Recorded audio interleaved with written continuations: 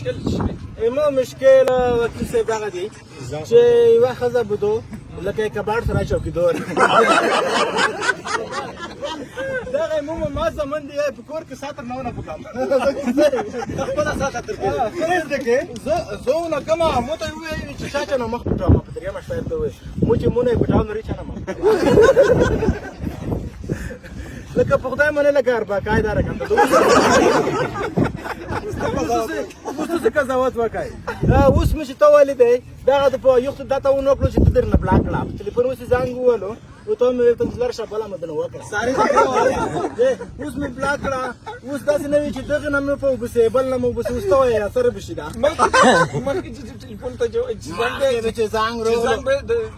مېرمنې به دې زنګ وایي څه شي به دې ورته وایه هله ګرانه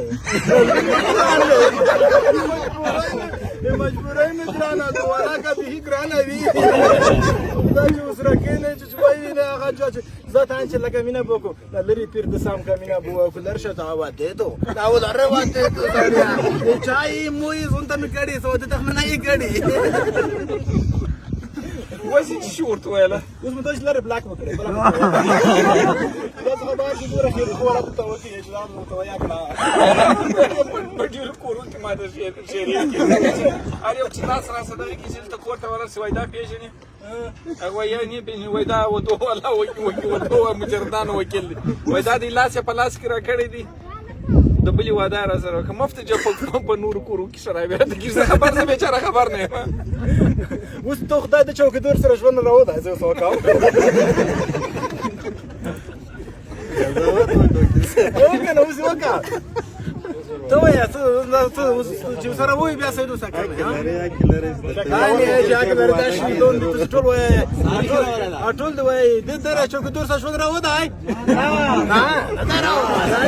خدای باندې زه مې راته نه لوړم بیا مې کام کوله ماجیږي قربان جار ویډیو دې پورته که دومره خان به وکړي ستاسو اجازه قربان بس مو ته اجازه ده زه لوړم بیا مې کام کا خو کومه دی یا څوک دې طرفداره نه دی دا ما زمونږ ته ومې دا مو علاقه ساترونه یا خو دا نور دې نه دی طرفدار